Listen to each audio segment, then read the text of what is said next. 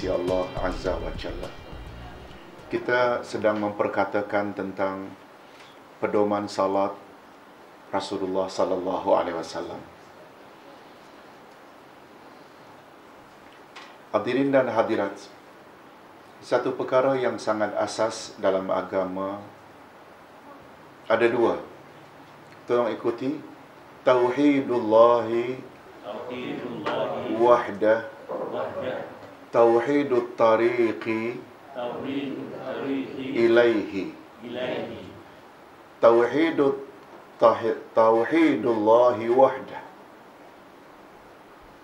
mentauhidkan Allah yang Maha Esa. Ini syarat pertama. Maknanya apa saja bentuk ibadat mesti ikhlas lillah. Karena Allah semata kita beribadat. Tapi itu tidak cukup. Ada prinsip yang kedua, tauhidut tariqi ilaihi. At-tariq maknanya jalan. Lalui hanya satu jalan saja ketika kamu menghadap Allah, yaitu jalan yang telah digariskan oleh siapa? Rasulullah sallallahu alaihi wasallam. Oleh sebab itu apa saja bentuk ibadat, kita mestilah senantiasa menyesuaikan dengan ajaran Rasulullah sallallahu alaihi wasallam. Pada malam ini kita sampai ke bahagian yang terakhir dari buku ini. Mudah-mudahan kita dapat selesaikan malam ini, yaitu muka surat 189 tentang selawat kepada Nabi Muhammad sallallahu alaihi wasallam. Hadirin dan hadirat, disunatkan membaca selawat kepada Nabi Muhammad sallallahu alaihi wasallam sesudah tasyahud akhir. Adapun lafaz selawat yang datang dari Rasul sallallahu alaihi wasallam ada bermacam-macam bentuknya. Kita boleh memilih salah satu daripadanya. Ini yang Ustaz selalu sebut. Dalam amalan Nabi Muhammad sallallahu alaihi wasallam ada yang dipanggil dengan ta'addudus sunan. Ta'addudus sunan, ta'addud berbilang-bilang, sunan itu sunnah-sunnahnya. Sebagaimana pada permulaan salat kita disunatkan membaca doa iftitah. Doa iftitah yang datang dari Nabi satu bentuk ke atau beberapa bentuk? Beberapa bentuk. Itu namanya ta'addudus sunan. Yang mana satu doa iftitah kita ingin baca, boleh. Tak perlu seragam. Kita baca wajah tu, orang sebelah baca Allahu Akbar kabira, orang sebelah baca Allahumma ba'id baini wa baina khatayaya, semua boleh.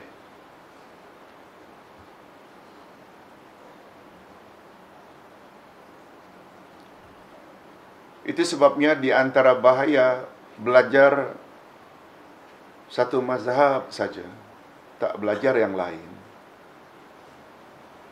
dia akan jadi masalah. Sebab bila kita tahu hanya satu saja, yang lain tak tahu, mulalah kita mudah menyalahkan orang lain. Betul tak? Kita kena terbuka. Kita tidak pilih satu daripadanya, karena itu panduan Imam Asy-Syafi'i, tak mengapa. Tapi bagus juga kita ambil tahu bahawa Nabi ada baca juga dalam bentuk yang lain. Itu pandangan Imam Abu Hanifah, itu pandangan Imam Malik. Sekedar ambil tahu, tak ikut tak apa. Apa yang kita ikut sudah betul dah. Tapi bila kita sampai tak tahu, ini lebih-lebih lagi dalam bab wudu. Rasulullah sallallahu alaihi wasallam apabila basuh atau usap kepala, langsung beliau ke telinga. Kita pula sekali-sekali pun ada juga. Yang ini pun Nabi ada juga. Dengan tahu ada Nabi pernah buat, kita pergi overseas umpamanya, di India, di London, di Australia, jika ada orang buat macam itu, tak timbul kita akan menyalahkan. Betul tak? Paling kurang kita tahu. Nah, dalam bab ini sama dengan bab selawat. Selawat ke atas Nabi datang dalam beberapa bentuk. Kita boleh baca atau kita boleh memilih salah satu daripadanya. Antara lain, salawat pertama, tolong ikut. Allahumma salli ala Muhammad wa ala ali Muhammad kama sallaita ala Ibrahim wa ala ali Ibrahim innaka Hamidum Majid. Allahumma barik ala Muhammad wa ala ali Muhammad kama barakta ala Ibrahim wa ala ali Ibrahim innaka Hamidum Majid. Selawat yang kedua, mungkin selawat ini kita tak biasa baca. Hamidum Majid 2 kali. Di tengah-tengah ada Allahumma. Tidak ada fil alamin pada akhir. Nabi ada baca. Dan menurut ranking, inilah yang terkuat. Bukhari, Muslim. Yang kita baca, fil alamina innaka Hamidum Majid pada penghujungnya. Juga ada. Tolong ikuti. Ini belum yang ini lagi.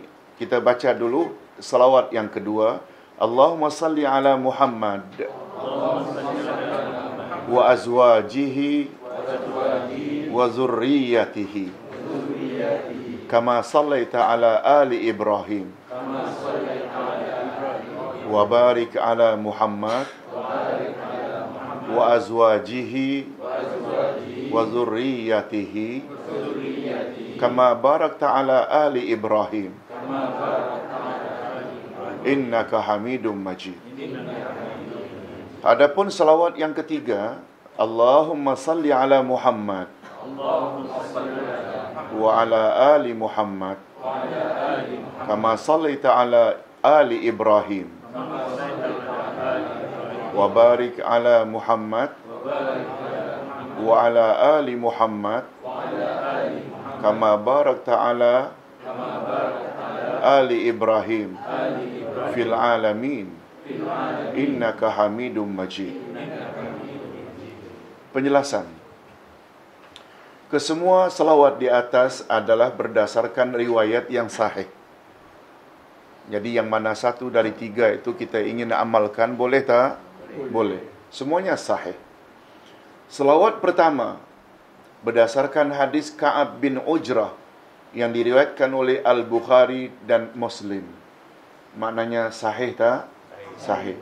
Inilah yang paling kuat bila disepakati Bukhari dan Muslim. Salawat kedua berdasarkan hadis dari Abu Humaid bin Al-Sa'di. Humaid Al-Sa'di yang diriwayatkan oleh Imam Bukhari dan Muslim juga kuat. Adapun salawat ketiga berdasarkan hadis Naim bin Abdullah Al-Mujmir yang diriwayatkan oleh Imam Muslim sahaja. Yang kedua, nama Nabi Ibrahim dikhususkan disebut di dalam selawat. Ustaz ulang. Kita bersalawat ke atas Nabi Muhammad sallallahu alaihi wasallam.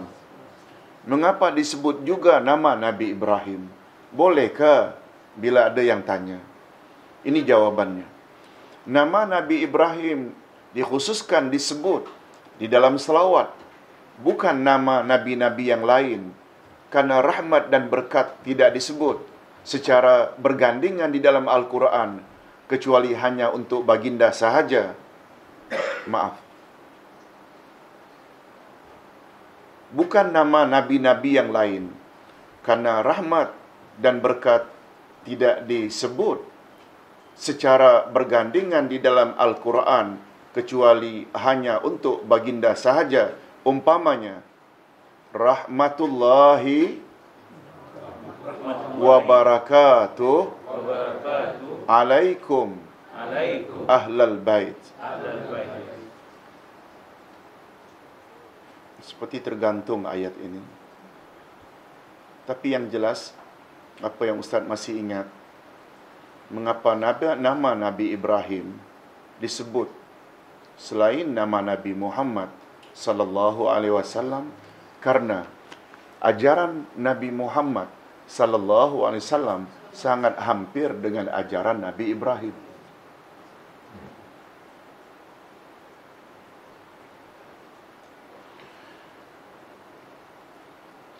Nabi Ibrahim alaihi salatu wassalam mendapat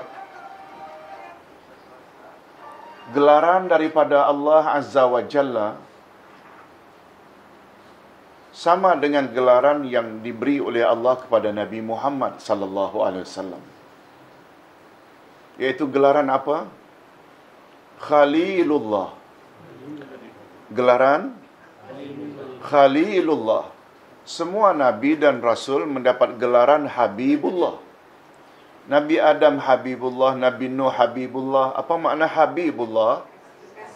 Kekasih Allah. Tetapi yang mendapat gelaran teman Allah,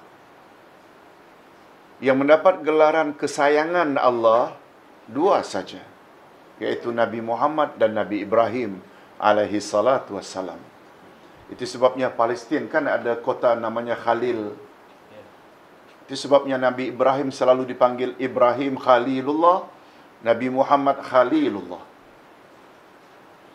Ditinjau dari sudut lain, ajaran Nabi Muhammad sallallahu alaihi wasallam sangat hampir dengan ajaran Nabi Ibrahim. Sebagai contoh, sebelum Nabi Muhammad sallallahu alaihi wasallam diutus, kiblat semua rasul adalah Baitul Maqdis. Begitu Nabi Muhammad diutus menjadi rasul, lebih-lebih lagi setelah diturunkan kewajiban salat, Nabi hanya dapat lebih kurang setahun saja menghadap Masjidil Aqsa. Kemudian setahun 4 bulan atau 16 bulan di Madinah menghadap Masjidil Aqsa. Kemudian Nabi disuruh oleh Allah agar menghadap ke Mekah, Kaabah yang ada di Mekah.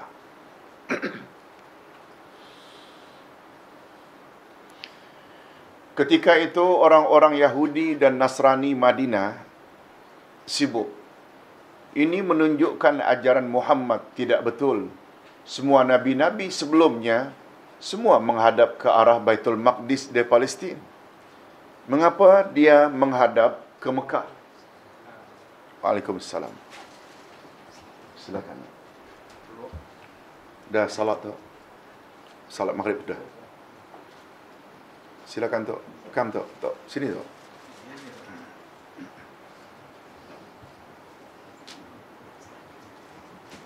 Sampai-sampai Yahudi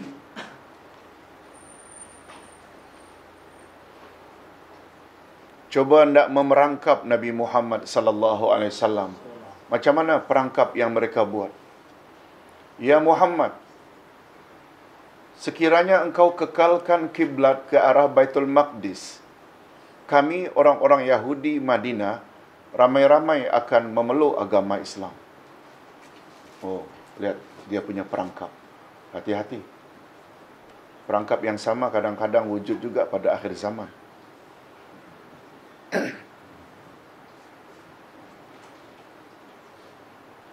Nabi Muhammad sallallahu alaihi wasallam bertegas sebagaimana yang Allah mahu, yaitu setelah mendapat arahan dari Allah dalam surat Al-Baqarah, fawalli wajhaka syatral Masjidil Haram.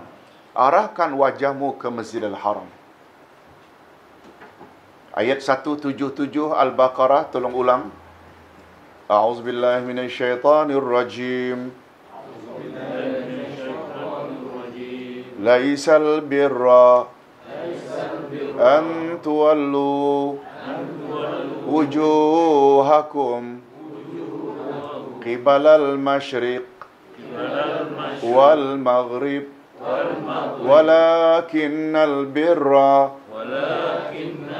man amana billah wal yaumil akhir. Bagus juga kita bab salat kita tahu ayat ini. Bukanlah kebaikan yang sebenarnya kamu menghadap wajahmu ke timur atau ke barat. Mengapa ada istilah ini? Kebaikan bukan terletak kamu menghadap wajahmu ke timur ke atau ke barat. Ayat ini turun sempena perbalahan terjadi di kalangan umat di Madinah ketika itu. Iaitu ketika turun ayat suruh Nabi Muhammad menghadap ke Kaabah yang ada di Mekah, muncul 4 golongan. Berapa golongan? 4. Golongan pertama iaitu golongan musyrikin Mekah. Begitu dapat berita Nabi Muhammad sallallahu alaihi wasallam dan umat Islam di Madinah mula menghadap ke arah Kaabah. Tolong jawab, ketika Nabi meninggalkan Madinah baru setahun 2, keadaan Kaabah sudah bersih atau belum daripada berhala? Belum. Pembersihan itu ketika penaklukan kota Mekah tahun 8. 8 tahun kemudian. Sedangkan arah perubahan kiblat ini, Nabi baru setahun 4 bulan, 16 bulan di Madinah. Begitu mereka dengar berita Nabi Muhammad sallallahu alaihi wasallam dan pengikut-pengikutnya mula menghadap ke arah Kaabah, mereka komen, "Oh, Muhammad dan pengikutnya sekarang mula menghadap ke arah Kaabah kita. Tak lama lagi dia akan menyembah berhala-berhala kita." Ketika itu Kaabah ada berapa di sekitarnya berhala? 360 berhala. Lata, Uzza, Munat, ada macam-macam nama. Ini satu. Muhammad kononnya akan menyembah berhala kita. Golongan kedua, golongan Ahlul Kitab. Disebut Ahlul Kitab, kafir mana? Kafir ahli kitab, kafir yang mana satu? Tadi musyrikin, penyembah berhala, tak ada kitab. Ahli kitab pula Yahudi dan Nasrani. Yahudi ada Taurat, Nasrani ada Injil. Komen mereka lain pula. Ini menunjukkan ajaran Muhammad tidak betul sebab rasul-rasul sebelum Muhammad semua menghadap ke arah Baitul Maqdis. Dah 2. Yang ketiga, orang Islam dari kalangan munafikin. Berpura-pura memeluk Islam tapi dalam hati tak suka dengan Islam. Hadirin dan hadirat, tolong jawab. Munafikin, hipokrit, berpura-pura memeluk Islam muncul Mekah atau Madinah? Madinah. Sebab kemunculan munafik ini biasanya Islam mula kuat. Di Madinah Islam lemah. Tak timbul mereka akan berpura-pura. Betul tak? Jadi Muhammad mula kuat. Mereka bimbang. Keluarga mereka akan diganggu umat Islam. Yang kedua, bila Muhammad dan orang-orangnya menang dalam peperangan, mereka yang tidak memeluk Islam tidak layak mendapat pembahagian harta rampasan perang. Itu semua motif-motifnya tidak ikhlas. Itu namanya munafikin. Hipokrit. Munafikun pula, golongan ketiga ini komen, dulu Muhammad suruh kita menghadap Baitul Maqdis. Sekarang pula dia suruh kita menghadap ke Mekah, Kaabah. Esok lusa tah ke mana pula kita disuruhnya menghadap. Betul tak ini adalah komen-komen tak puas hati? Yes. Golongan yang keempat. Ini golongan yang betul. Mudah-mudahan kita termasuk golongan yang keempat ini. Kata mereka, "Ya Rasulullah, kemana saja engkau suruh kami menghadap, sami'na wa ata'na." Sebab arahanmu pada hakikatnya adalah arahan Allah. Dapat faham? Ada berapa golongan muncul itu? Nah, karena perbalahan inilah muncul ayat tadi. Tidaklah kebaikan itu terletak kepada kamu menghadap ke arah timur atau ke barat. Ke timur, ke Baitul Maqdis, ke barat, ke Kaabah. Kebaikan bukan di situ letaknya. Walakinnal birra man amana billahi wal yaumil akhir. Tapi kebaikan yang sebenar terletak pada imanmu pada Allah dan hari akhirat. Itu sebabnya bila kita di pesawat, bila kita tak tahu arah kiblat, kita disuruh tak untuk salat? Walau kita tak tahu arah kiblat. Tanya pada orang, lihat kompas. Kalau tak tahu pun kompas tak ada, orang tempatan tak ada untuk ditanya. Agak-agak saja. Kalau ada matahari, lihat matahari condong ke mana. Kalau tak nampak matahari kerana mendung, salat saja. Dan salat itu tak payah diqada andai kata nanti ternyata salah arah kiblat. Oleh sebab itu sangat tidak tepat. Andai kata suami umpamanya atau anak balik dari outstation ditanya, bang, kamu dah salat bang? Bang, macam mana nak salat tak tahu arah kiblat? Itu abang pemalas lah itu. Sebenarnya bukan itu yang penting. Betul tak? Dia betul di tempat kita sedang mukim, pastikan arah kiblat kerana kita tahu arah kiblat. Dia jadi syarat sah. Tapi andai kata tak tahu, ini maksudnya. Jadi berbalik kepada persoalan perangkap Yahudi. Yahudi memerangkap Nabi Muhammad dengan mengatakan apa? Andai kata engkau kekalkan kiblat ke arah Baitul Maqdis, kami ramai-ramai akan memeluk Islam.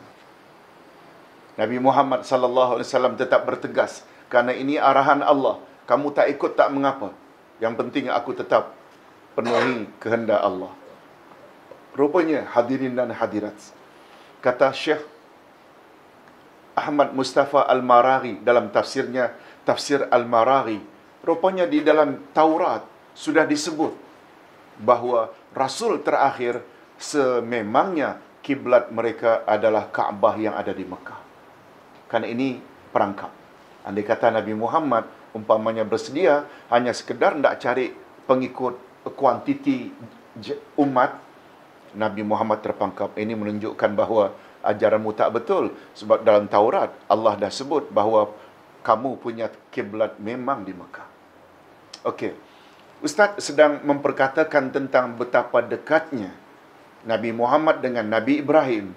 Bila ditinjau dari sudut lain, kata Syekh Ahmad Mustafa Al-Maraghi, karena Nabi Muhammad sallallahu alaihi wasallam adalah sangat dekat dengan Ismail.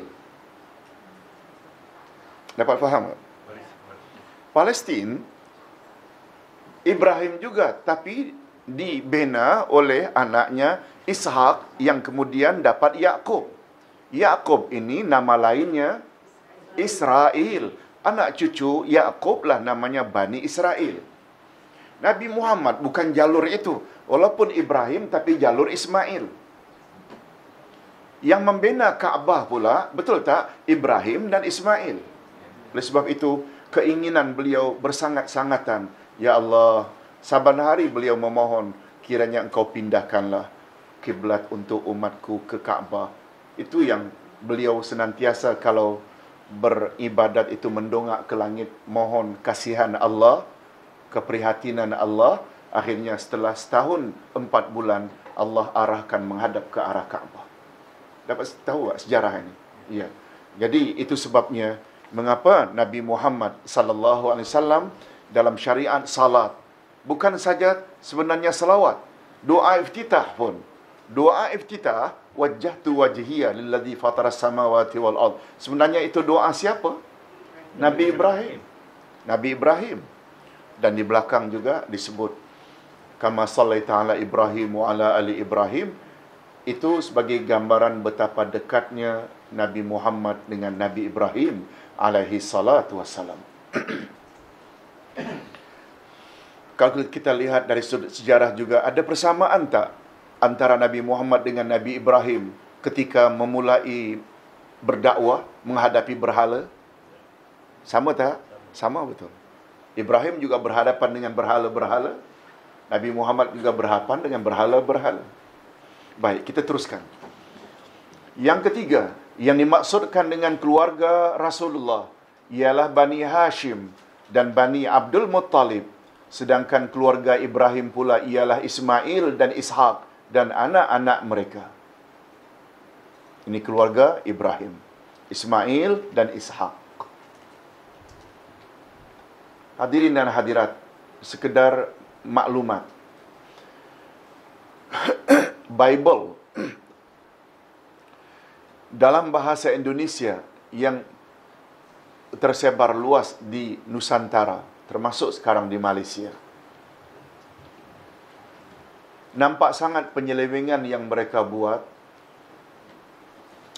bahawa ada ayat yang menyebut dari titisan darah sembelihan Ibrahim terhadap Ishak inilah kelak akan muncul Rasul akhir zaman. Disebut Ibrahim menyembelih Ishak. Ismail. Bible. Bercanggah tak itu dengan fakta sejarah? Al-Quranul Karim menyebut yang disembelih itu Ismail. Karena apa? Mereka tahu bila Ismail mesti Arab.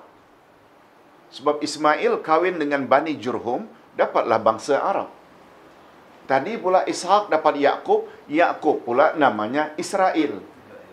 Betul tak mereka macam Arab dan Bani Israel macam cousin, punca dari Ibrahim? Nah, ini antara lain, iaitu penyelewengan-penyelewengan yang coba mereka buat. Tapi nampak jelas bahawa itu adalah penyelewengan. Baik, hadirin dan hadirat,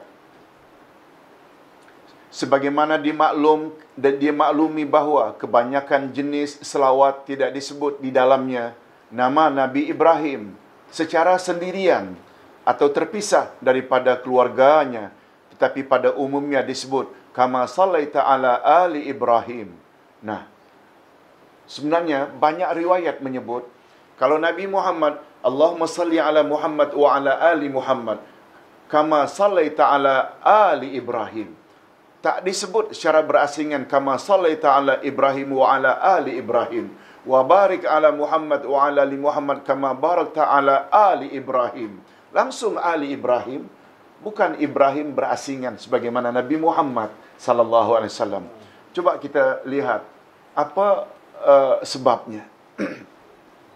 Hal ini disebabkan karena di dalam bahasa Arab, keluarga seseorang sudah tercakup dengan sendirinya di dalamnya diri orang tersebut, sebagaimana juga terdapat di dalamnya keluarga yang lain. Hal ini sebagaimana banyak terdapat di dalam firman Allah dalam Al-Quran, umpamanya, tolong ikuti, Inna Allah astafa Adam wa Nuha. Inna Allah astafa Adam wa ala Ibrahim wa ala Imran ala alamin.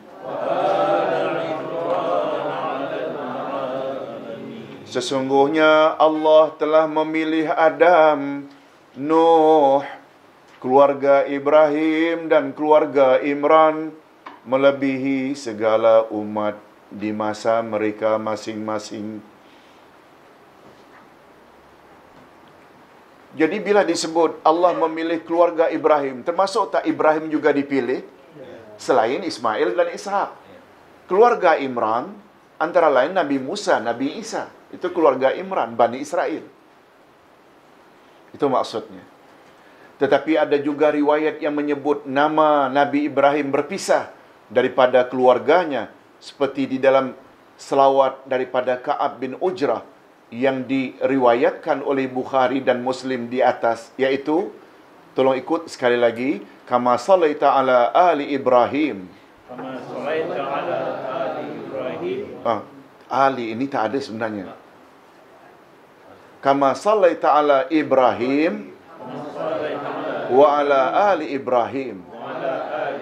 Kalau ada ali yang pertama kan berulang, maknanya serupa. Minta maaf.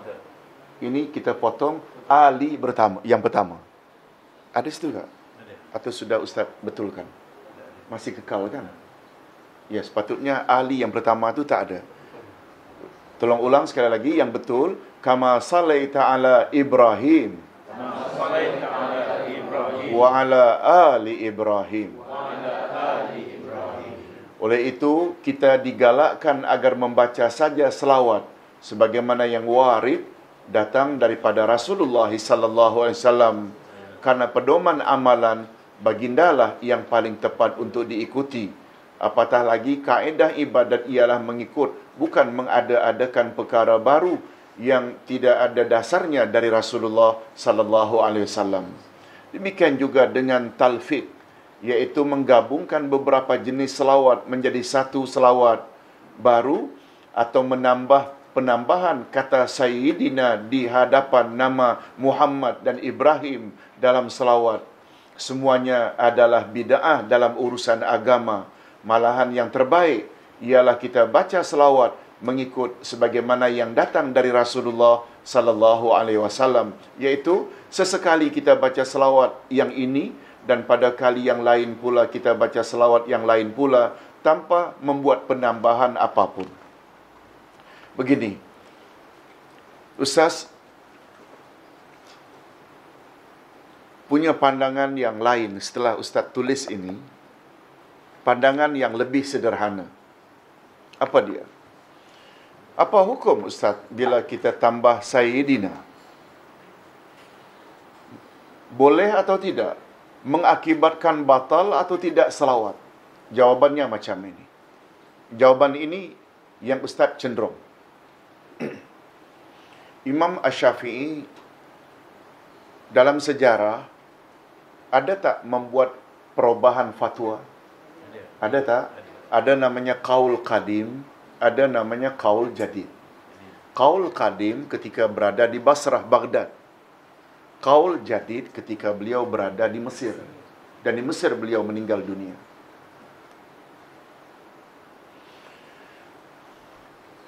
Bila ditanya penambahan Sayyidina, ada tak dari Nabi ajaran diajar oleh Nabi? Jawabnya tak ada.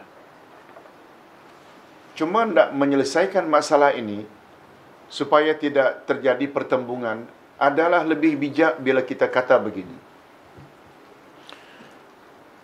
Pada satu hari Nabi Muhammad sallallahu alaihi wasallam sakit sehingga beliau tidak datang ke masjid untuk salat. Bilal pula selesai azan. Menunggu karena tidak datang baginda, Bilal minta Abu Bakar jadi imam. Abu Bakar enggan. Tunggu sebentar ya Bilal. Sudah lama menunggu, Bilal ulang sekali lagi minta Abu Bakar jadi imam. Juga enggan.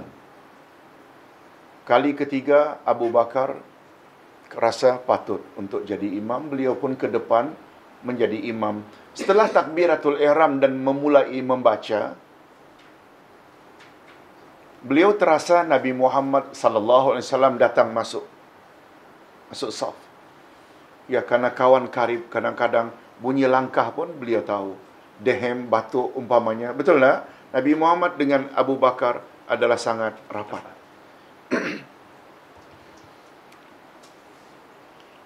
Abu Bakar akhirnya menoleh ke kanan dan baginda dilihat masuk saf. Nabi Muhammad sallallahu alaihi wasallam hanya memberi isyarat. Teruskan. Maknanya apa? Teruskan. Tapi Abu Bakar karena hormat Rasulullah. Ini ingat, karena hormat Rasulullah, beliau tak hirau arahan Nabi. Beliau mundur juga. Akhirnya Nabi maju jadi imam. Ringkasnya, selesai salat, Nabi tidak marahi Abu Bakar karena mundur. Tujuan Abu Bakar mundur sebagai apa? Tanda apa? Hormat Rasulullah sallallahu alaihi wasallam. Arahan Nabi adalah arahan. Abu Bakar pula utamakan hormat.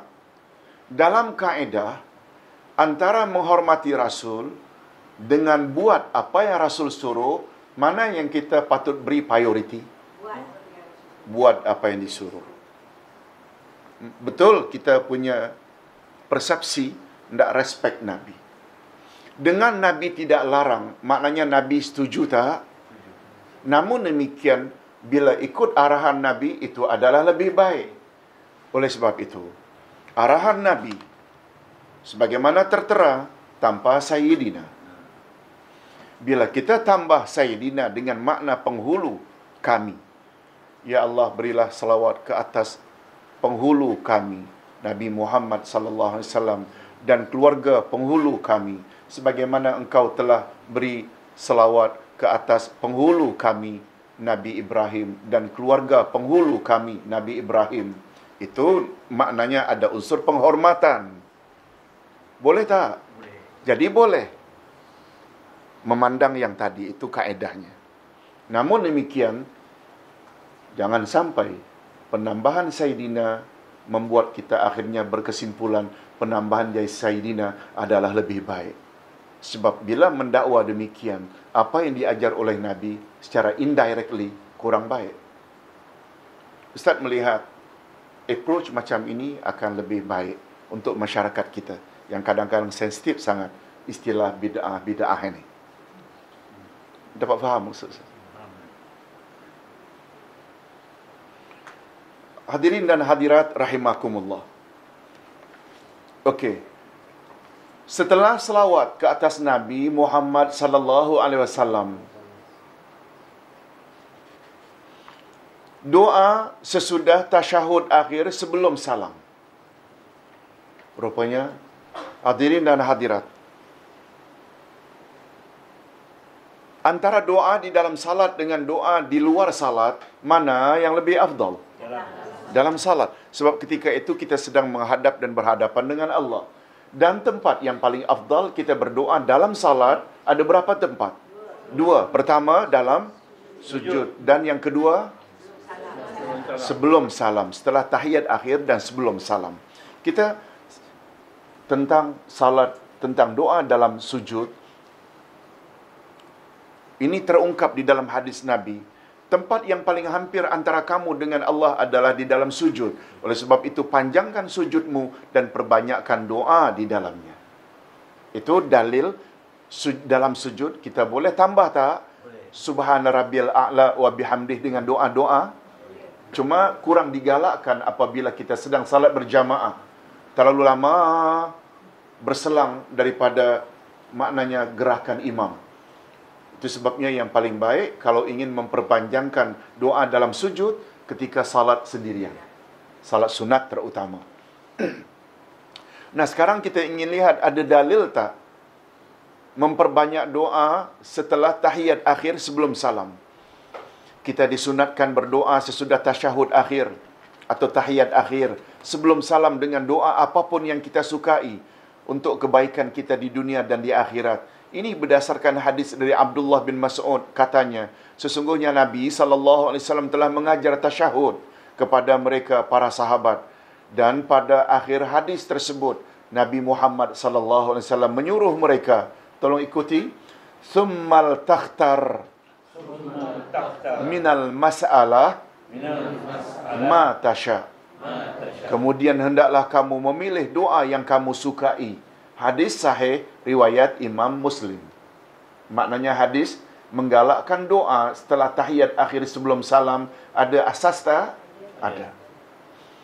Doa yang dimaksudkan di sini bolehlah membaca yang maksur. Bolehlah membaca yang maksur, iaitu doa yang pernah datang daripada Rasulullah sallallahu alaihi wasallam ataupun yang tidak maksur. Istilah lain, yang warid atau yang tidak warid. Warid maknanya yang datang dari Rasul. Maksur juga maknanya yang datang dari Rasul. Pernah dengar tak istilah al-maksurat? Iaitu himpunan doa-doa atau zikir yang datang dari Rasul sallallahu alaihi wasallam. Hanya tentu saja antara yang warid atau maksur dengan yang tidak maksur, yang maksur adalah lebih afdal. Dan di antara doa-doa itu, sebagai contoh, tolong ikuti, ini yang paling utama. Allahumma inni a'udzubika min azabi jahannam wa min azabil qabri wa min fitnatil mahya wal mamat wa min syarri fitnatil masihid dajjal. Ya Allah, sesungguhnya aku memohon perlindungan daripada azab jahannam dan daripada azab kubur dan daripada fitnah hidup dan mati, dan daripada kejahatan fitnah Dajjal yang terkutuk. Arahan Nabi ini hukumnya wajib atau sunat? Wajib atau sunat? Mesti ke? Tidak. Jumhur ulama mengata sunat saja. Fil alamina innaka hamidum majid. Assalamualaikum warahmatullahi. Assalamualaikum warahmatullahi. Tanpa doa ini sah tak? Sah. Itu maknanya sunat lah. Tapi apa yang Ustaz tidak sebut di sini? Ibnu Hazm, salah seorang ulama fiqh, mengatakan siapa yang terlupa membaca doa ini, iaitu minta perlindungan dari 4 perkara: azab kubur, azab neraka, fitnah hidup, fitnah mati, fitnah Dajjal akhir zaman. Siapa terlupa, dia perlu ulang balik salat. Memberi makna, menurut Ibnu Hazm, dia melihat arahan ini, arahan wajib. Tapi ini pendapat terpencil, ya. Tapi kita tidak sebut ni, menunjukkan bahawa menurut pandangan Ibnu Hazm, penting sangat tak? Penting sangat. Sampai ke peringkat perlu ulang balik salat. Tapi jumhurul ulama, imam-imam mazhab yang 4, tidak berkata begitu. Imam Abu Hanifah, Imam Malik, Imam Asy-Syafi'i, Imam Ahmad Ibnu Hanbal, hanya sunat.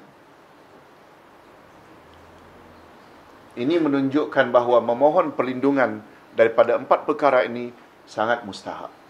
Jangan lupa. Tolong ulang sekali lagi. Tak mengapa ya, dalam doa itu kita dahulukan, kebelakangkan, minta. Tak mengapa. Tolong ikuti seperti yang Ustaz biasa doa. Allahumma inni a'udzubika min azabil qabri wa azabin nar. Nah, Ustaz pula sebut azab kubur dahulu. Sebab urutannya memang azab kubur dahulu, baru azab neraka. Betul tak? Dalam setengah riwayat juga ada macam itu. Di sini azab jahannam dahulu, baru azab kubur. Tak mengapa. Wa a'udzubika min fitnatil mahya wal mamat. Dan aku mohon dilindungi daripada fitnah hidup dan fitnah mati. Memang kan kita hidup dahulu baru mati. Wa a'udzubika min fitnatil masihid dajjal. Dan ini memang fitnah daripada Dajjal akhir zaman. Dan panggil paling bagus, kata Nabi, sebagai tambahan, siapa yang hafal 10 ayat pertama dari surat Al-Kahfi, niscaya dia terhindar daripada azab, daripada fitnah Dajjal akhir zaman. Assalamualaikum warahmatullahi wabarakatuh. Masya Allah. Ahlan wa sahlan. Datuk, silakan masuk dalam tu. Ini orang baru. Kawan Syah, kenal baik.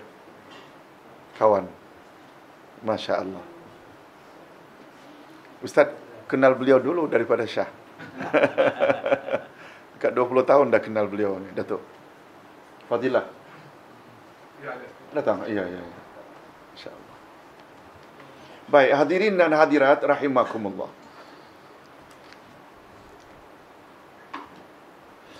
Okey, di antara doa lain juga yang kedua, tolong ikut. Allahumma ufirli ma qaddamtu wa ma akhartu wa ma asrartu wa ma a'lantu wa ma asraftu wa ma anta a'lamu bihi minni antal muqaddim wa antal muakhir la ilaha illa anta.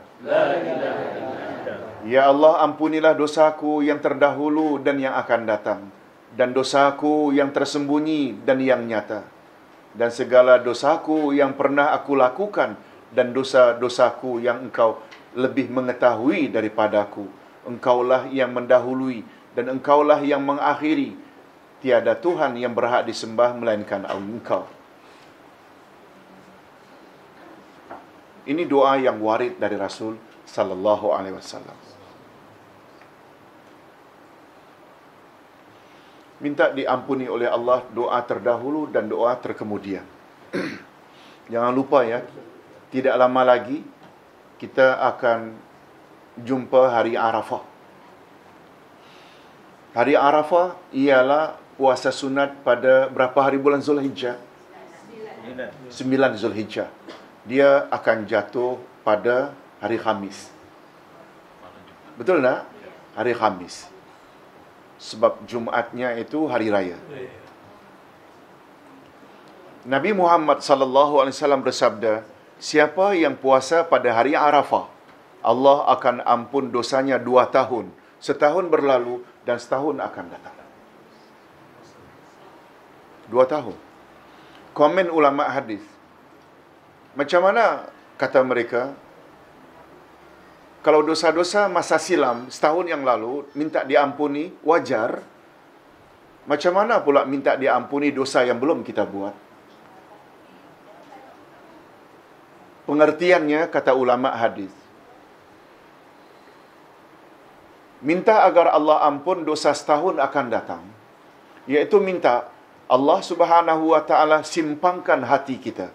Kalau ada niat nak buat jahat, minta Allah simpangkan sehingga tak jadi buat dosa. Bila tak jadi buat dosa, kan maknanya tak timbul dosa. Itu dia punya pemahaman. Dengan harapan begitu. Jangan pula punya pengertian, dah setahun akan datang, lantaklah buat dosa, dah buat salat puasa sunat Arafah, dah. Bukan mengandung makna itu. Tapi untuk pengetahuan kita, dia disunatkan terhad untuk orang-orang yang tidak sedang melaksanakan haji. Sementara orang yang melakukan ibadat haji pula hukumnya makruh.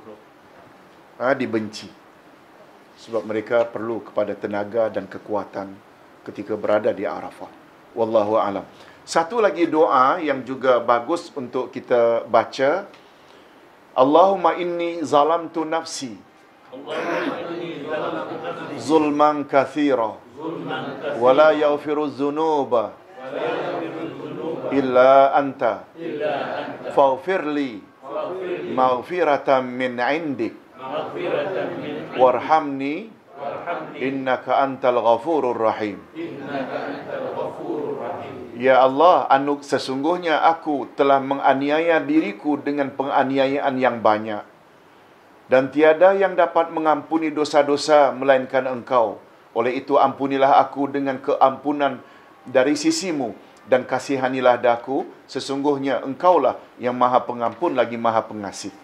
Yang jelas hadirin dan hadirat, dalam bab doa, setelah tahiyat akhir, before salam, boleh tak kita isi dengan macam-macam doa lagi? Boleh. Hatta doa yang ada dalam Al-Quran. Seperti Rabbana atina fid dunya hasanah. Rabbana zalamna anfusana wa illam taghfir lana wa tarhamna lanakunanna minal khasirin. Doa Nabi Adam. Rabbana hablana min azwajina wa zurriyatina qurrata a'yun. Doa dari Al-Quran. Dalam surah Al-Furqan. Boleh tak? Boleh. Yang tak boleh, kita selalu anjurkan doa-doa dalam Al-Quran bagus dibaca ketika habis tahiyat akhir sebelum salam. Kalau boleh jangan dalam sujud, sebab ada larangan tersendiri dari Nabi. Jangan baca Al-Quran ketika rukuk dan sujud.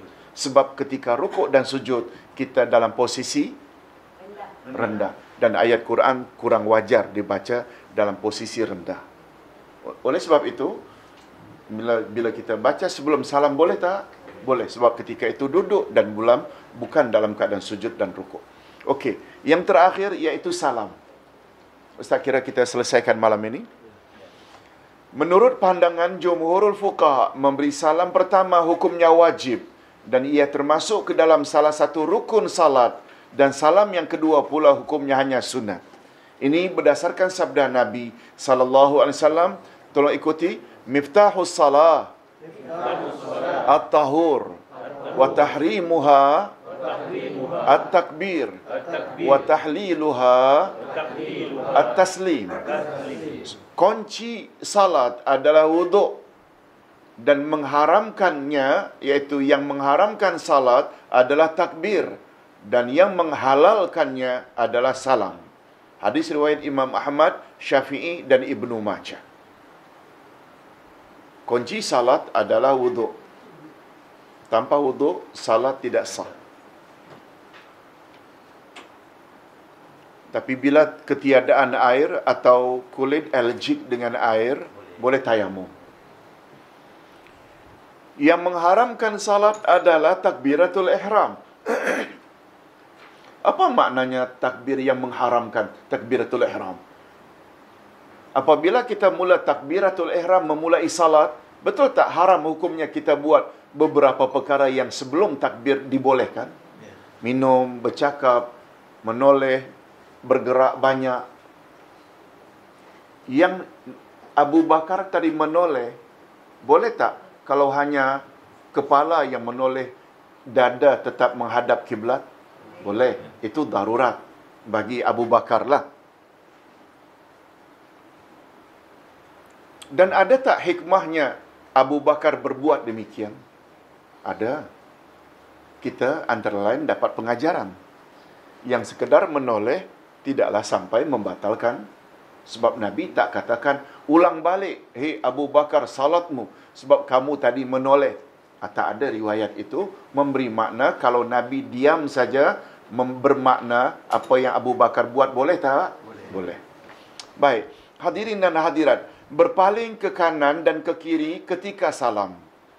Sebagaimana dimaklumi bahawa hukum memberi salam pertama ketika akan mengakhiri salat adalah rukun, sedangkan salam yang kedua pula hukumnya sunat. Namun demikian, hukum memalingkan muka hanyalah sunat sahaja. Sama ada ke arah kanan ketika memberi salam pertama atau ke arah kiri ketika memberi salam kedua. Demikianlah pandangan para jumhur fuqaha, yakni majoriti ulama fiqh. Bagi Ustaz, kedudukan memalingkan muka ke kanan dan ke kiri ketika salam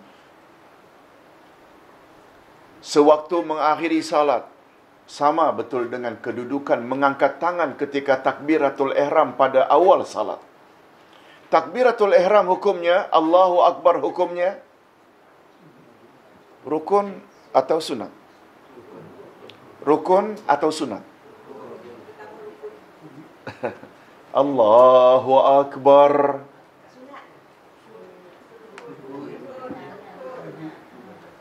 Takbir maknanya apa? Nah, cikgu. Takbir maknanya Allahu Akbar. Takbiratul ihram, takbir yang pertama akan memulai salat. Takbir dalam salat ada berapa jenis? 2. Takbiratul ihram dan takbir perpindahan. Takbiratul lupa. Takbiratul lupa. Takbiratul intiqal. Intiqal movement. Allahu Akbar, Allahu Akbar, Allahu Akbar. Berpindah dari rukun ke rukun. Namanya takbiratul intiqal. Takbir perpindahan. Takbir perpindahan sunat. Takbiratul ihram rukun. Namun demikian, mengangkat tangan ketika takbiratul ihram hukumnya sunat. Oleh sebab itu, andai kata seseorang umpamanya awal-awal lagi dia dah sebut begini, Allahu Akbar, tangan tak diangkat. Boleh tak? Boleh. Atau Allahu Akbar, tangannya lurus sahaja. Boleh tak? Boleh. Sama hukumnya dengan berpaling ke kanan dan ke kiri. Salam adalah rukun, sebagaimana takbiratul ihram, Allahu Akbar memulai salat juga rukun. Mengangkat tangan sunat, berpaling ke kanan dan ke kiri juga hanya sunat. Dapat faham tak? Baik. Dan dalil sunat berpaling tersebut ialah hadis Nabi Muhammad sallallahu alaihi wasallam, an Sa'ni Abi Waqqas qala kuntu aran Nabi sallallahu alaihi wasallam yusallim ala an yaminihi wa an yasarihi hatta yura bayad haddi. Wa fi riwayatin kana yusallim an yaminihi hatta yura bayad haddi wa an yasarihi hatta yura bayad haddi. Rawahu Darqutni. Maknanya, daripada Sa'ad bin Abi Waqqas radhiyallahu anhu katanya, aku melihat Nabi Muhammad sallallahu alaihi wasallam memberi salam ke kanan dan ke kiri sehingga kelihatan keputihan pipinya. Hadis riwayat Imam Muslim. Dan di dalam riwayat yang lain pula adalah baginda memberi salam sambil memalingkan mukanya ke kanan sehingga kelihatan keputihan pipinya, dan memalingkan mukanya ke kiri sehingga kelihatan keputihan pipinya. Hadis riwayat Daruqutni. Menurut Imam An-Nawawi, kalau disebut Imam An-Nawawi, beliau adalah imam besar dari mazhab apa? Syafi'i. Imam Nawawi sangat terkenal. Beliau pernah mensyarah Sahih Muslim. Beliau juga pernah telah menyusun kitab terkenal hadis yang disebut Riyadhus Salihin.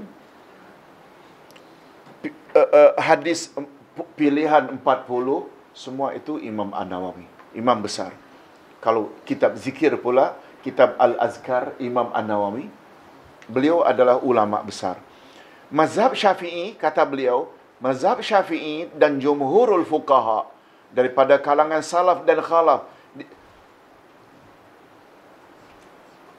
berpendapat disunatkan salam sebanyak 2 kali.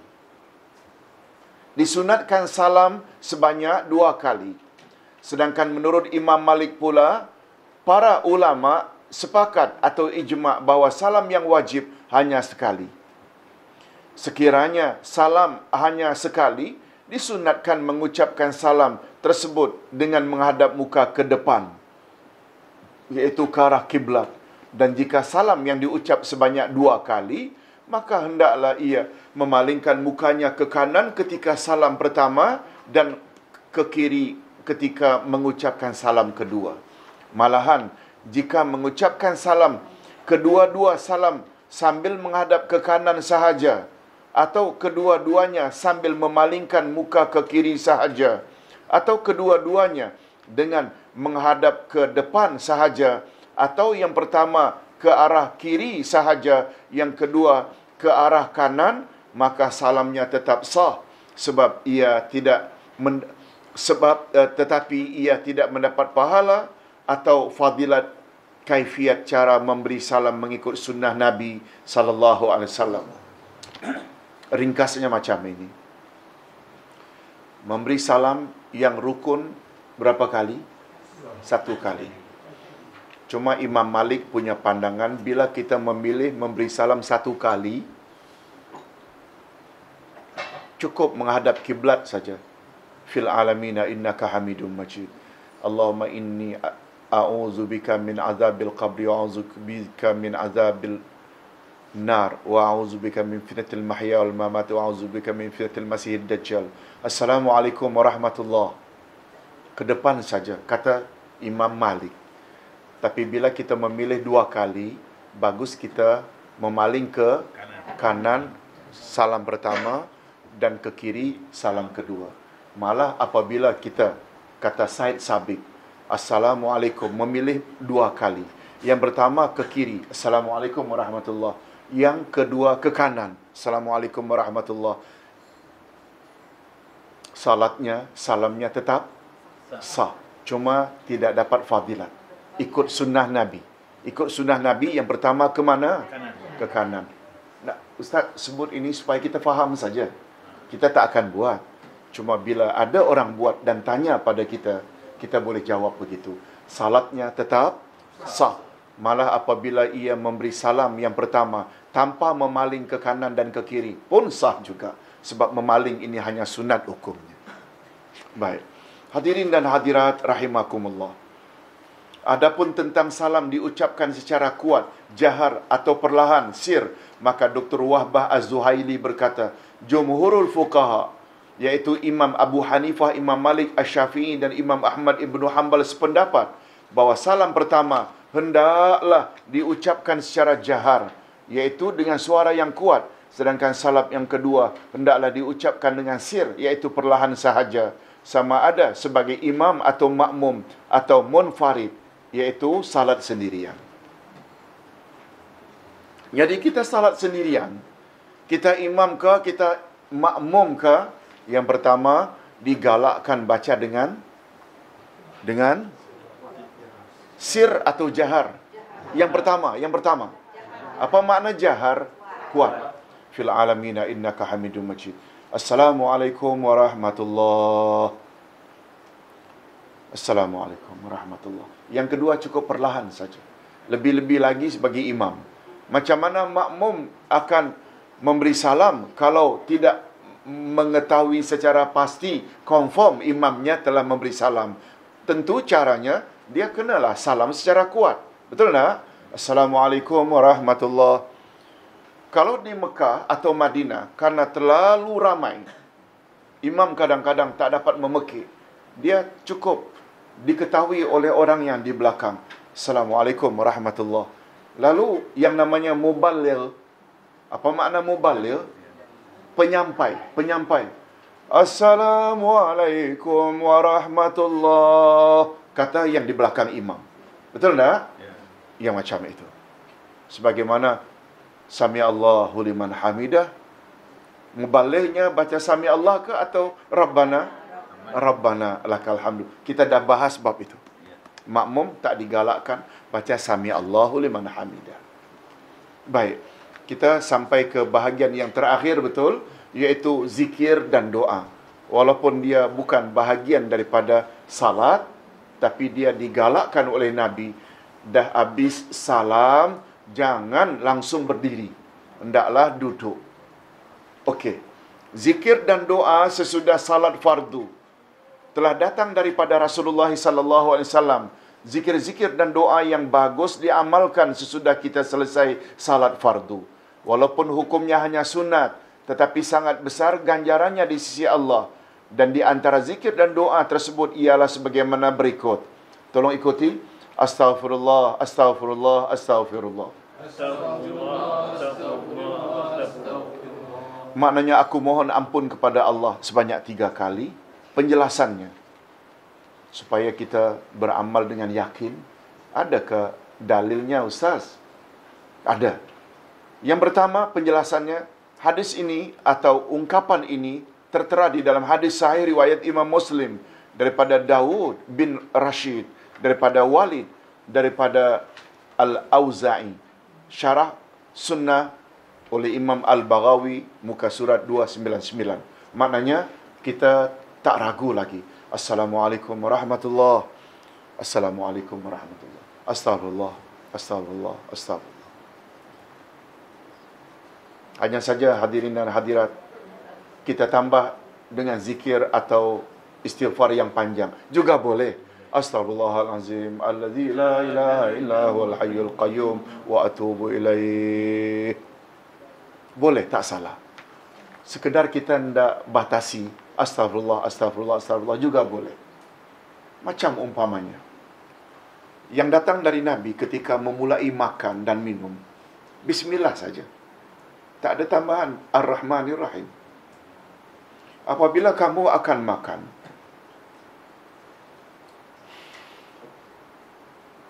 ambillah makanan yang terdekat lebih dahulu. Ini kita praktikkan nanti. Kalaulah ada dinner ni, kalau ada ya. Ya, kalau tak ada kita balik sajalah. InsyaAllah ada. InsyaAllah ada. Ini ambil yang dekat. Jangan yang jauh dulu. Mentang-mentang dia sedap rasanya dan ikut selera kita. Ambil dulu yang dekat. Walaupun tak begitu sedap, ambil dekat dulu. Itu sunnah Rasul. Yang kedua, hendaklah kamu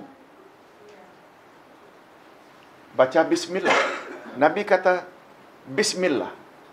Bukan menyebut bismillahirrahmanirrahim. Dan yang ketiga, apa dia? Makan dengan tangan kanan. Yes. Ini sunnah Nabi yang 3 ni jangan kita lupa. Sebenarnya baca doa sebelum makan. Tidak ada hadis yang sahih. Yang ada doa ni lepas makan. Alhamdulillahilladzi at'amana wa saqana wa ja'alana muslimin. Itu setelah kita makan. Jadi astagfirullah, astagfirullah, astagfirullah, begitu dalam hadis. Kalau kita astagfirullahalazim alladzi la ilaha illa huwal hayyul qayyum wa atubu ilaih, insya-Allah lagi bagus. Sebab dia ada datang dalam riwayat yang lain. Bacaan kedua, Imam Muslim menambah, Al-Walid berkata, aku pernah bertanya kepada Auza'i, bagaimana cara istighfar? Lalu Auza'i berkata, astagfirullah, astagfirullah, astagfirullah. Itu asasnya mengapa kita baca astagfirullah 3 kali. Yang kedua, tolong ikuti. Allahumma antas salam. Allahumma antas salam. Wa minkas salam. Wa minkas salam. Tabarakta. Tabarakta. Ya zal jalali wal ikram. Ya Allah, Engkaulah yang maha sejahtera. Daripadamu kesejahteraan itu datang. Engkau pemberi barakah. Wahai yang memiliki keagungan dan kemuliaan. Ustaz kira penjelasan ini semua ingin menyatakan kedudukan hadis. Tak perlu kita baca. Yang ketiga, cuma sedikit Ustaz komen.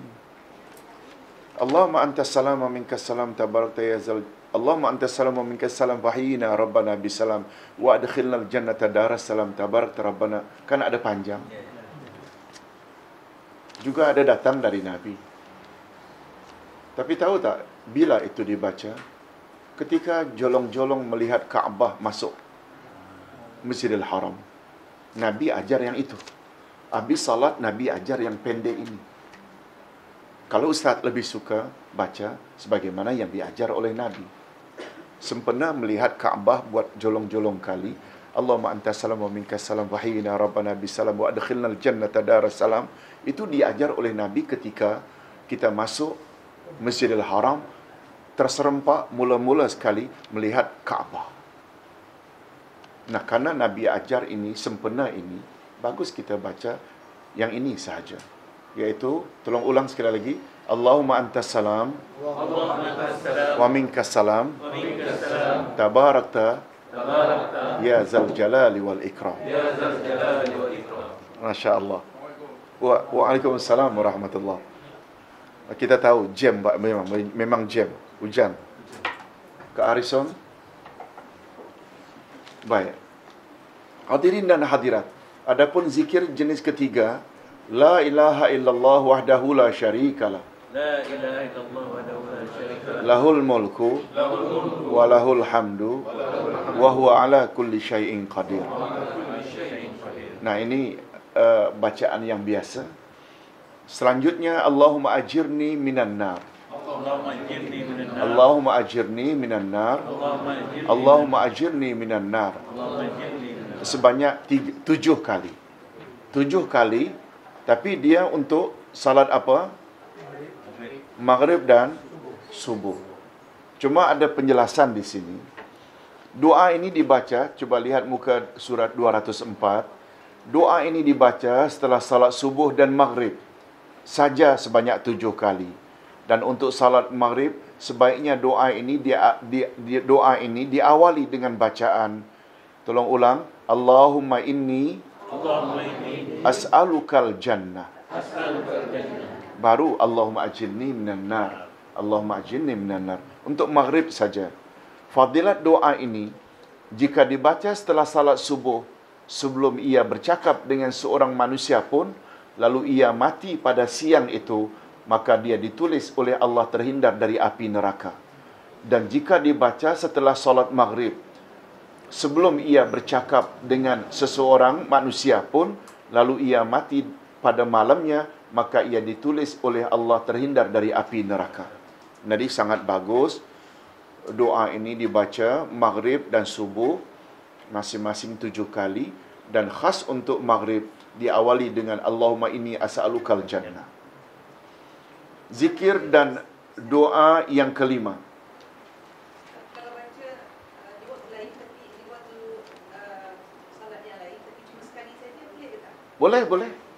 Itu yang dimaksudkan. Untuk yang lain cukup sekali saja. Sekali saja kan? Malah boleh tak dibaca dalam sujud? Boleh tak? Boleh tak dibaca before salam? Boleh, sebab itu ada kebebasan. Sebab kata Imam Asy-Syafi'i, lihat. Tempat yang paling hampir antara kamu dengan Allah ada dalam sujud. Oleh sebab itu panjangkan sujudmu dan mohonlah banyak-banyak kepada Allah. Ada kebebasan tak?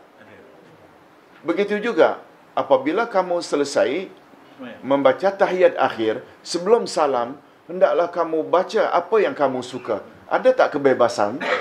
Cuma, kata ulama, fiqh, amalan itu sebaiknya tidak ketika sedang salat wajib atau salat berjamaah. Salat berjamaah kita patuhi apa panduan yang datang dari Nabi. Adapun qabliyah, ba'diyah, duha, tahajud, witir, boleh tak? Boleh. Boleh, sebab kita tak terikat dengan imam. Itu maksudnya. Adapun bacaan berikutnya, doa kelima, tolong ikut. Allahumma la mani'a Allahumma la mani lima mana'ta, lima a'taita, lima a'taita wala mu'tiya wa la mu'tiya lima mana'ta, lima mana'ta wala yanfa'u wa la yanfa' zal jaddi minkal jadd. dzal jaddi minkal jadd.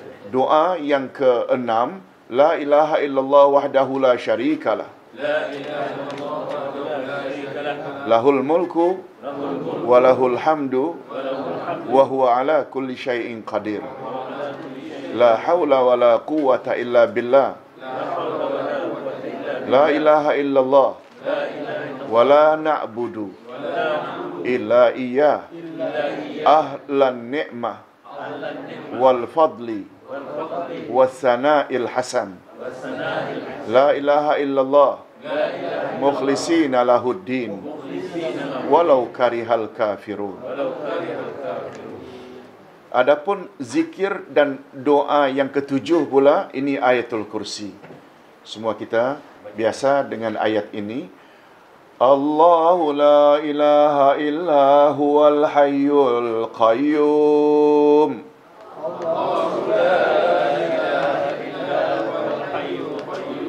La ta'khuzuhu sinatu wa la naum. Lahu ma fis samawati wa ma fil ard. Man zal ladzi yashfa'u indahu illa bi'iznih. Man dhal ladzi yashfa'u indahu illa bi'iznihi. Ya'lamu ma baina aydihim wa ma khalfahum. يعلم ما بين أيديهم وما خلفهم ولا يحيطون بشيء من علمه إلا بما شاء.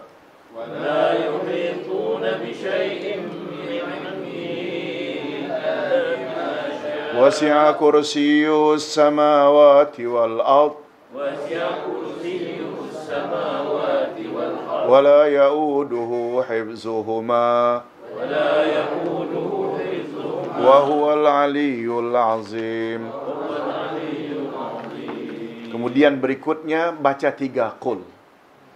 Bismillahirrahmanirrahim. بسم الله الرحمن الرحيم. Qul huwallahu ahad. Allahu samad. الله Lam yalid wa lam yulad لم يلد ولم wa lam yakul lahu kufuwan ahad. ولم يكن له كفوا أحد. Bismillahirrahmanirrahim. بسم الله الرحمن Qul a'udzu birabbil falaq قل أعوذ برب min syarri ma khalaq من شر ما wa min syarri ghasiqin idza waqab ومن شر غاسق إذا wa min syarri naffatsati fil 'uqad ومن شر النفاثات في العقد wa min syarri hasidin idza hasad. ومن شر حاسد إذا حسد. Bismillahirrahmanirrahim. بسم الله الرحمن Qul a'udzu birabbin nas قل أعوذ برب الناس malikin nas ilahin nas ملك الناس إله الناس min syarril waswasil khannas من شر الوسواس الخناس alladzi yuwaswisu fi sudurin nas الذي يوسوس في صدور الناس minal jinnati wan nas. من الجنة والناس. Kemudian baru kita zikir yang paling popular, iaitu 33 Subhanallah, 33 Alhamdulillah, 33 Allahu Akbar. Untuk pengetahuannya, juga ada riwayat lain yang cukup baca 10-10. Juga ada riwayat lain yang cukup baca 25-25. Lihat bijaknya Nabi. Nabi tahu keadaan manusia bila selesai salat berbeza-beza kan. Ada yang rushing. Dia ada hal lain. Dia ada tetamu di rumah. Tapi dia tidak salat juga. Dia tidak kejar bas. Tidak pergi ke tempat kerja. habis subuh. Tak boleh 33. Dia buat 10. Boleh tak? Boleh. Adapun yang 25 itu, riwayat Imam An-Nasai, dia ada tambahan satu lagi, iaitu La ilaha illallah. Subhanallah 25, Alhamdulillah 25, Allahu Akbar 25, La ilaha illallah, La ilaha illallah, La ilaha illallah juga 25. Ustaz kira bagus juga ini jadi amalan. Sebab La ilaha illallah kan sangat bagus. Afdalul zikri La ilaha illallah. Cuma 25 pasangannya. Habis salat 5 kali dalam sehari. Juga bagus. Ini yang Ustaz sebut dari awal-awal tadi dengan istilah apa? Ta'addudus sunan. Berbilang-bilang sunnah Nabi sallallahu alaihi wasallam. Kita hendak amal yang mana satu? Barangkali yang paling selesa habis subuh kita baca barangkali 25 dengan la ilaha illallah. Barangkali ada masa dah sampai di rumah habis maghrib umpamanya 33. Barangkali zuhur dan asar kita terkejar-kejar dengan kerja-kerja 10 juga boleh. Betul tak? Kita bagi-bagikan sunnah Nabi sallallahu alaihi wasallam. Nah, ini terakhir sekali adab berzikir dan berdoa sesudah salat fardu. Hadirin dan hadirat, Ustaz melihat dalam masyarakat ada dua keadaan. Ada yang terlalu terikat dengan zikirnya imam, kemudian bertempik dengan kuat sehingga mengganggu makmum yang masbuk. Itu satu. Yang kedua, habis salam saja langsung berangkat. Suasana ini dua-dua tak betul bagi pandangan Ustaz. Yang betul berzikir, sebab datang dari Nabi suruh kita duduk sejenak. Nabi Muhammad sallallahu alaihi wasallam pernah pada satu kali salat subuh, begitu salam, beliau lihat ada jemaah sahabatnya yang berangkat. Kata Nabi, "Wahai sahabat, mengapa engkau tidak duduk sejenak untuk zikrullah?" Sahabat jawab, "Ya Rasulullah, tetangga saya orang Yahudi. Di halamannya ada pokok yang rendang, pokok buah-buahan, yang bila pada malam hari, buah-buah yang masak berjatuhan kadang-kadang masuk ke halaman rumah saya, dalam pagar saya. Saya rasa perlu segera balik ya Rasulullah. Bimbang anak saya bangun, mereka pungut dan makan milik orang lain. Tujuan saya tidak menghalang supaya mereka jangan makan." Oh, kalau begitu silakan. Apa makna dan pengajaran yang dapat kita ambil? Bila ada keperluan yang lebih penting, silakan. Berzikirlah dalam perjalanan. Tapi dengan larangan Nabi tadi, ada tak isyarat Nabi suruh duduk sejenak? Betul tak? Itu maksudnya. Oleh sebab itu, bila kita rushing umpamanya tempat kerja, kita kena pakai 2 bas, sambung. Dan bila kita berlama-lama zikir di masjid, atau sesudah salat berzikir lama-lama, terlepas bas pertama, nanti terlambat pergi kerja. Tak mengapa kita berzikir, jam dan sebagainya. Oleh itu, Ustaz buat begini. Wirid sesudah salat mempunyai beberapa adab yang perlu dijaga. Dan di antara adab-adab tersebut ialah pertama, hendaklah dibaca masing-masing oleh para makmum. Sebab tugas imam berakhir dengan salam. Tugas imam berakhir dengan salam. Nabi Muhammad sallallahu alaihi wasallam bersabda, "Ju'ilal imam liyu'tamma bih." Imam dijadikan imam untuk diikuti. Dan imam berakhir masanya dia jadi imam ketika apa? Salam. Assalamualaikum warahmatullahi wabarakatuh. Assalamualaikum warahmatullahi. Kemudian kita para makmum sudah tidak perlu merasa terikat dengan imam lagi ketika membaca zikir dan doa sudah salat. Kita baca masing-masing. Kita tahu istighfar, kemudian ini, kemudian ini. Hadirin dan hadirat, bacaan yang Ustaz sebut nomor 1, nomor 2, nomor 3, nomor 4 perlu berurutan atau tidak perlu? Tak semestinya. Cuma istighfar itu memanglah kata Nabi, dah salam istighfar dahulu. Kemudian yang lain tu ayatul kursi dulu ke, la ilaha subhanallah 33 ke, ayat tiga kul ke dahulu belakang semuanya dibolehkan. Seperti kata Nabi umpamanya ketika sahabat bertanya, setelah melontar jamarat, lalu saya sembelih dahulu ke atau tahallul atau taub ifadah atau sa'i? Setiap yang tanya semua kata Nabi, boleh. Boleh. La ba'sabi. Never mind. Tak mengapa. Mana-mana kita dahulukan pada hari pagi 10 Zulhijjah itu, boleh tak? Boleh. Tak semestinya ikut urutan. Ya, Kak Hafsah? Kalau misalnya kita seorang perempuan tu, dia tak sempat nak cepat ni kan. Sampai kita tangan tu kita bilik. Boleh. Maknanya Sebab kita tu sambil mulut memakai telekung itu dalam pengertian menutup aurat lah. Itu kan sampai salam saja. Ya, ya. Boleh.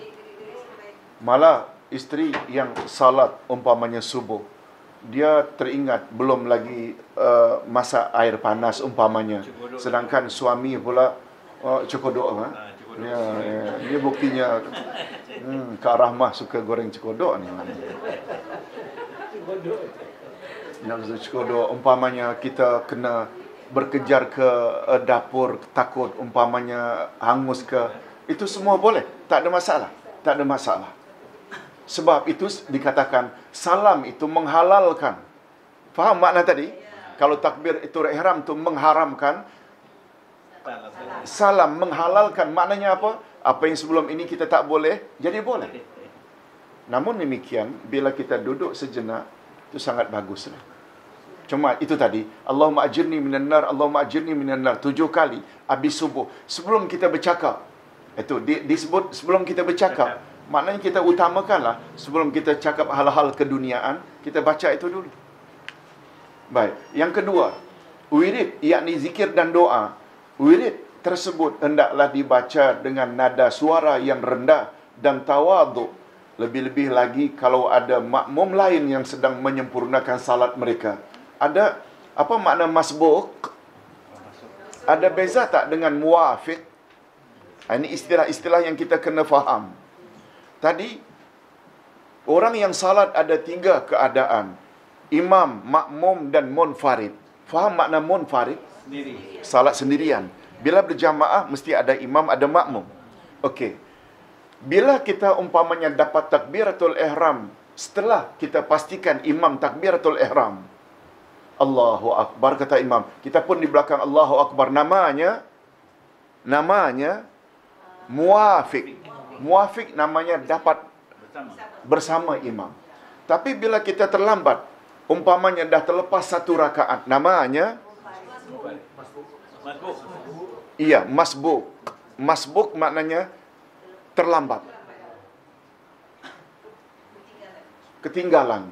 Walaupun pada rakaat pertama kita dapat umpamanya takbir, imam dah baca surah umpamanya, itu tetap dikatakan masbuk.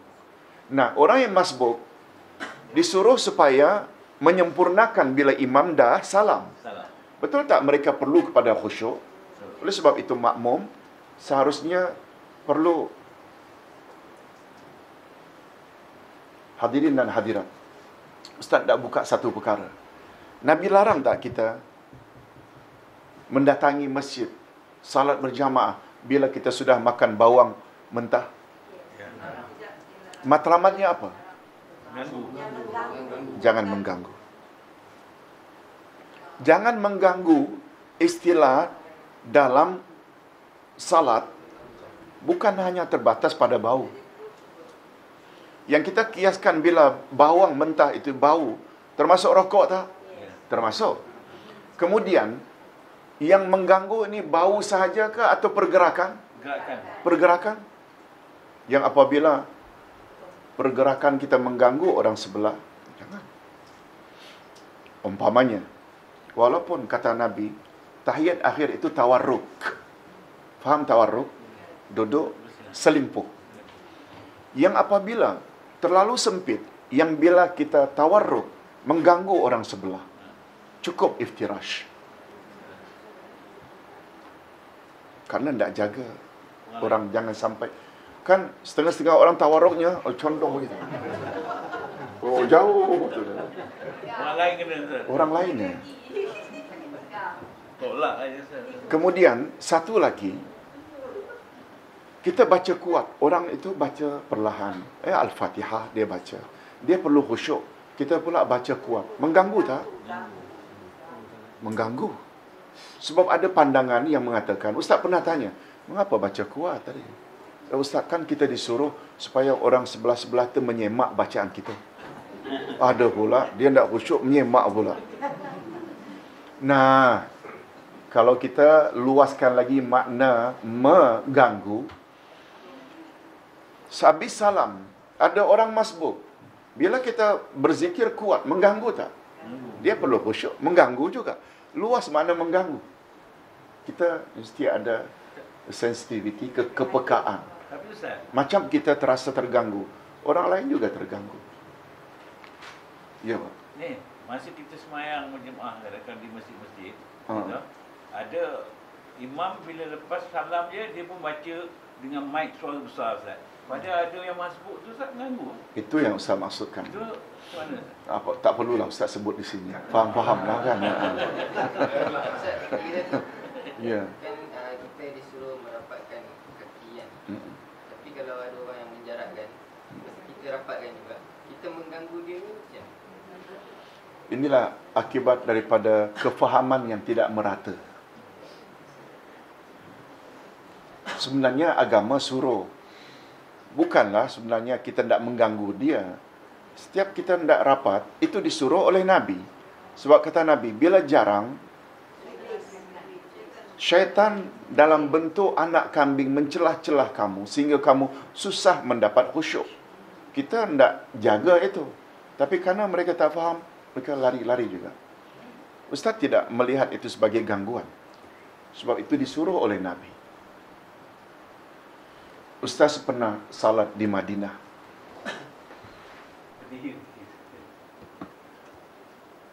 Ketika rukuk, Ustaz ketika itu baru datang dan tak faham sangat. Seorang pensyarah kanan di universiti, dia tarik Ustaz punya ini, kain ini, jubah, supaya dekat ketika rukuk. Tangannya begitu. Jadi kita faham, kita pun dekat. Dan itu, kita disuruh tak supaya berusaha menyempurnakan saf? Ya. Itu usaha kita. Bila menggerakkan kaki agar lebih rapat, usaha kita. Orang rasa terganggu, terganggulah. Tak sepatutnya dia merasa terganggu. Makin lama rapat dia jarak. Sampai satu tahap biarkan. Dia macam mengeluh. Terganggulah. Mengeluh. Kita fahamlah maksudnya itu. Tak payah. Kita tak payahlah kita dekat-dekat lagi. Tak payah.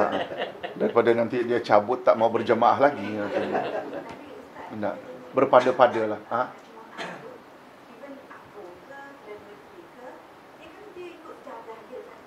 Ya. Tak boleh sebenarnya. Adanya sejadah itu bukanlah makna kita terikat dengan sejadah. Sebenarnya bila 2 sejadah boleh 3 orang sebenarnya. Betul tak, Pak? Jadi kita jangan terikat sangat dengan sejadah ini. Tak. Itu sebabnya bagus yang panjang saja supaya kaki itu boleh rapat. Baik. Terakhir ya, sebelum kita buka tanya jawab, terakhir, batasilah bacaan wirid hanya yang datang daripada Rasulullah sallallahu alaihi wasallam, dan tidak perlu kita tambah-tambah dengan zikir-zikir yang tidak ada asasnya daripada baginda sallallahu alaihi wasallam. Hadirin dan hadirat, sekarang kita buka tanya jawab. Malam ini biar sampai jam 12. Kerana ndak rai datang terlambat. Ustaz, okey, silakan. Siapa tadi? Ya, Syah.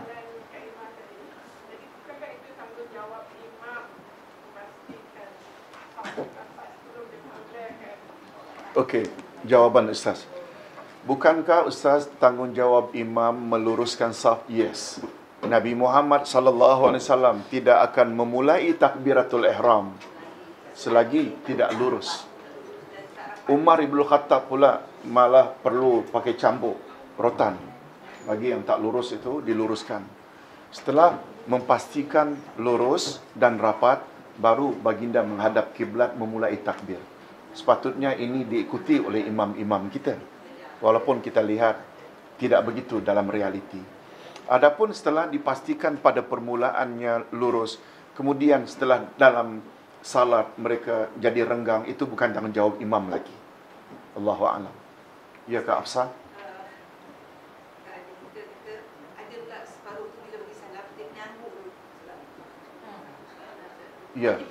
Yang datang dari Rasul sebenarnya, fil alamina innaka hamidum majid, dan baca doa Assalamualaikum warahmatullahi. Nabi kelihatan sahabat keputihan pipinya. Bukan hanya begini, tapi kalau boleh begitu. Assalamualaikum warahmatullahi. Langsung saja. Tak perlulah sambil di tengah pula hangguk orang Jepun pula. Assalamualaikum warahmatullahi. Assalamualaikum warahmatullahi. Langsung saja. Langsung saja, Kak. Ya, puan. Nombor 6. Ya, biasa kita dengar la ilaha illallah wa la ilaha illallah. Tapi saya pernah terbaca sekian quotes, dia ada tambahan dia ada tambahan lahul mulku wa lahul hamdu wa ni. Dan saya pernah mendengar imam baca tambahan itu. Itu bukan tambahan Okey. ataupun Boleh. La ilaha illallah wahdahu la syarikalah lahul mulku wa lahul hamdu wa huwa ala kulli syai'in qadir. Ada pula riwayat, cuma dalam riwayat yang Nabi SAW pernah sebut, doa yang paling afdal di Arafah, yang dibaca oleh semua nabi-nabi terdahulu. Nah, ketika itu Nabi ada sebut yuhyi wa yumit. Yuhyi wa yumit. La ilaha illallah wahdahu la syarikalah lahul mulku wa lahul hamdu yuhyi wa yumit wa huwa ala kulli syai'in qadir. Bacaan ini sangat bagus dibaca di Arafah.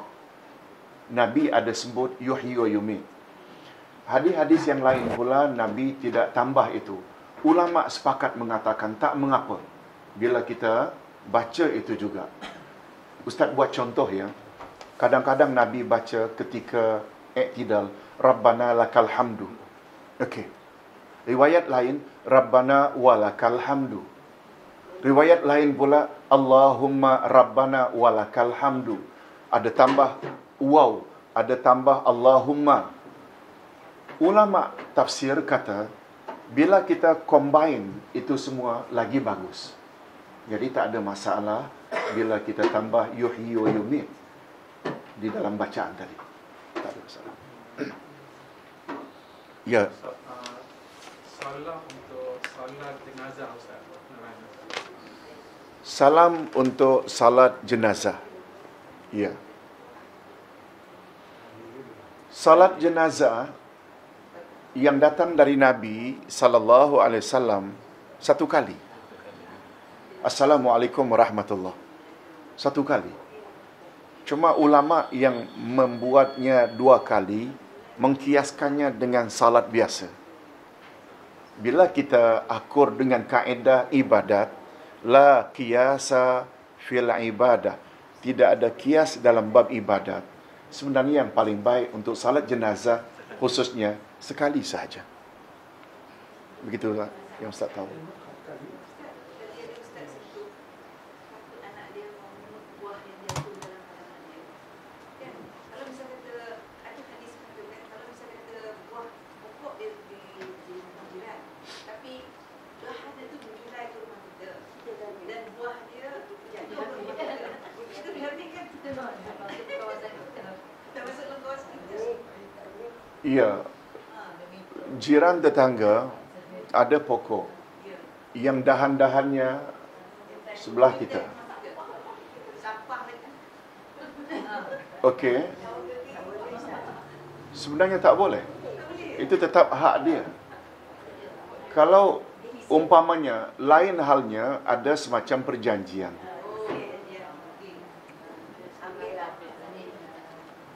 Karena daun-daun pokok yang berbuah ini daun kering jatuh awak mana-mana yang jatuh buah-buahan itu hak awak. Kata owner, itu tak ada masalah.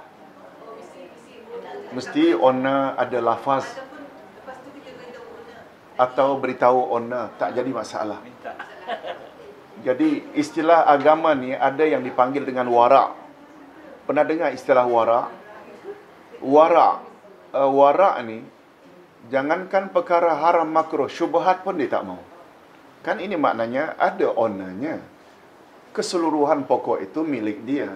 Cuma setengah dahan itu masuk halaman kita. Orang warak, dia tidak akan makan tanpa izin.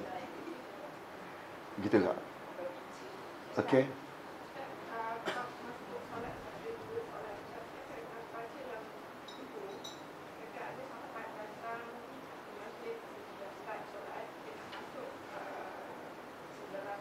Okey. Sampai dia ke pintu masjid cantik tu, dia terus takbir dan dia Berjalan. Rukuk. lepas tu dia bergerak perlahan-lahan sampai masuk ke saf. Ya. Ada yang Ya.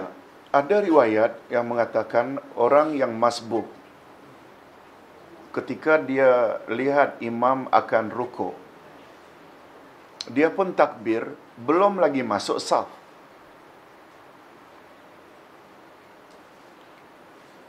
Kemudian dia berjalan, masuk saf setelah takbir. Orang ini dilarang oleh Nabi SAW, lain kali jangan buat lagi ya. Apa yang kamu dapat, ikutilah. Apa yang kamu tertinggal, sempurnakan habis salam. Itu memberi makna, boleh. Cuma dengan adanya larangan Nabi, sebaiknya jangan buatlah. Umpamanya, kita masuk, imam sudah akan rukuk. Biarkan dia rukuk. Sebab dalam hadis lain kata Nabi, masuklah imam dalam keadaan macam mana pun ia sedang berada. Dia sedang sujud, Allahu Akbar, langsung sujud. Tapi pastikan dah masuk saf. Cuma untuk orang yang tidak dapat, orang yang memasuki sedang imam sedang sujud atau sedang duduk, dia tidak dapat rakaat. Cuma ada dua macam. Apa yang kekurangan kamu, hendaklah kamu sempurnakan. Ada riwayat lain, apa yang kamu masih kurang, qada'kan dia. Ada beza tak? Sempurnakan dengan qada'. Ada. Bila sempurnakan, maknanya kita kena tambah sajalah lagi. Umpamanya 2 rakaat. Maghrib telah berlalu. Kita dapat rakaat terakhir. Bila sempurnakan, maknanya Tambah lagi 2. tambah lagi 2 dengan Salam. rakaat tambahan yang kedua itu tahiyat awal, kemudian rakaat ketiga tahiyat akhir. Yang kita baca apa? Al-Fatihah. Betul tak? Ya. Pada kedua-dua rakaat yang terakhir. Bila maknanya qada, kita baca doa iftitah. Sebab kita kena qada. Yang dua itu yang kita belum buat. Betul tak ada doa iftitah sebelumnya? Ya. Dan setelah Al-Fatihah ada surah tak? Ya. Ada surah? Baca surah. Itu dengan makna qada. Bila dengan makna sempurnakan, yang terakhir saja. Tak payah lagi itu. Dua-dua boleh. Walaupun kita tak nafikan yang paling popular di dalam masyarakat, sempurnakan saja. Tapi Ustaz tak sebut ini. Jika ada orang berpendapat begitu, asasnya ada. Itu gunanya kita belajar biar terbuka sedikit. Luas. Walau kita tak amalkan, tapi bila ada orang buatkan, kita tidak mudah menyalahkan. Itu maksudnya.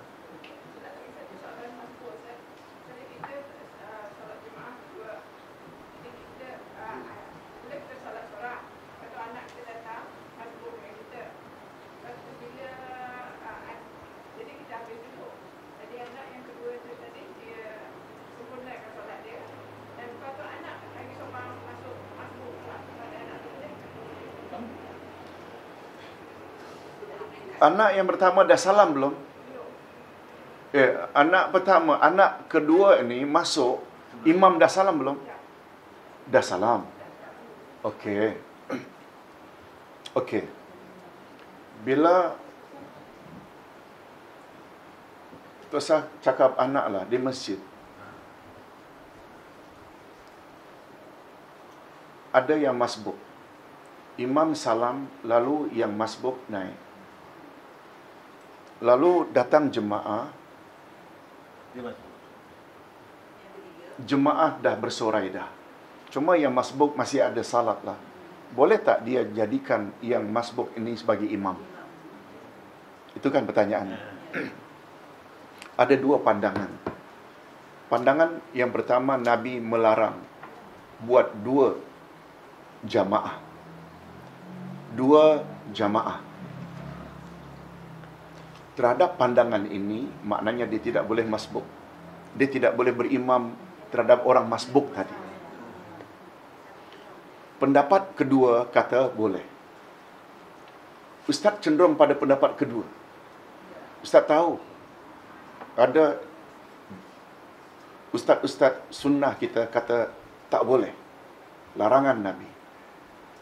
Hadirin dan hadirat, larangan Nabi itu dia punya konteks supaya jangan orang suka melambat-lambatkan datang berjamaah sehingga ada beberapa jamaah. Bila azan, semua datang. Biar satu jemaah sahaja. Tujuan Nabi supaya jangan suka melambat-lambat datang ke masjid. Tetapi keadaan manusia kan berbeza-beza hari ini. Betul tak? Dia berusaha macam mana pun tetap terlambat juga. Sedangkan ada hadis secara umum menyebut salat berjamaah lebih afdal daripada salat sendiri-sendiri 27 darjat. Oleh sebab itu, ada orang sedang salat, lalu dia join, namanya dia berjamaah daripada dia seorang diri.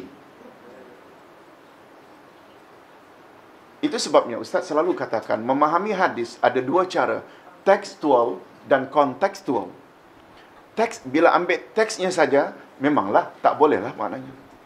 Seperti umpamanya Nabi melarang, jangan laki-laki memakai gelang. Hari ini ada gelang yang menurut penyelidikan saintifik, dia berfaedah untuk memperlancar jalannya darah. Malah ada yang terakhir ini lava gunung yang dapat membuat balancing dalam badan kita. Setelah dikaji oleh saintis. Ulama hari ini ada yang mengatakan tetap tak boleh sebab Nabi kata tak boleh. Yes. Itu namanya tekstual. Dia hanya ambil teksnya saja. Bagi ulama yang melihat konteksnya, Nabi larang dalam konteks tangkal. Tangkal memang tak boleh. Sedangkan yang membawa faedah, kita boleh tak mendapat rawatan mengambil sebab-sebab tertentu? Boleh tak? Memang disuruh pun. Sebab ada berapa macam? Lupa. Yes, terima kasih. Sebab tabi'i dan sebab syar'i. Sebab tabi'i iaitu sebab yang boleh dianalisis, yang boleh dikaji. Umpamanya, berdasarkan pengalaman orang-orang dalam hutan atau orang asli, bila luka, dia akan ambil daun-daun tertentu, dia akan kunyah, diletakkannya, oh tiba-tiba berhenti. Akhirnya dia beritahu kepada yang lain-lain, bila luka lain kali dalam hutan, ambil daun ini tahu. Boleh tak itu dijadikan sebab tabi'i, natural sebab? Akhirnya dimodernkan, dijadikan kapsul, dijadikan dari bahan yang sama. Boleh tak? Boleh. Sebab kedua, sebab syar'i, iaitu yang datang dari Quran atau sunnah. Kata Nabi, jangan jadikan rumahmu seperti kuburan. Rumah yang dibaca di dalamnya Al-Quran, syaitan tak boleh masuk. Lalu kita takut rumah kita diganggu oleh syaitan, dimasuki syaitan. Lalu kita pun baca surat Al-Baqarah. Boleh tak? Boleh. Membaca Al-Baqarah sebab apa? Syar'i atau tabi'i? Syar'i. Sebab dia tertera dalam hadis Nabi. Sebab ada dua macam. Oleh sebab itu, kalau pening, telan Panadol, itu tabi'i. Baca Bismillah atau Al-Fatihah, itu syar'i. Kita combine dua-dua. Umpamanya, nak pergi ke mana-mana dengan motor, pakai topi keledah, itu sebab tabi'i. Sebab tabi'inya, naturalnya, bila aksiden terhantuk, selamat kepala. Sebab ada tali topi keledah. Atau untuk kereta, tali keledah. Itu sebab tabi'i. Lalu ada hadis Nabi, bila kamu keluar rumah baca Bismillah tawakkaltu 'ala Allah la haula wala quwwata illa billah, kamu akan selamat pergi dan balik. Itu namanya sebab syar'i, tertera dalam sunnah. Bila kita combine sebab tabi'i dan syar'i, itu yang cantik. Okey. Sekarang dianalisa magnet-magnet tertentu, dia memang berguna untuk melancarkan perjalanan darah. Termasuk tak itu sebab tabi'i? Dia bukan tangkal. Nah, ini maksudnya ulama yang memahami hadis secara kontekstual dia kata boleh. Yang ambil tekstual kata tak boleh. Ulama yang mengambil tekstual larangan Nabi jangan ada 2 kali jemaah dalam masjid, dia kata larang. Ustaz kata boleh. Sebab hadis mengatakan salat berjamaah lebih afdal daripada salat sendiri-sendiri. Nabi larang itu dalam konteks jangan malas-malas datang bila azan kedengaran. Dapat faham? Kita kena faham ini. Oleh sebab itu ada perbezaan pendapat. Ustaz selalu suka ambil kontekstual. Ustaz buat contoh lain. Saf wanita yang paling afdal adalah paling di belakang. Yang paling buruk paling depan. Okey.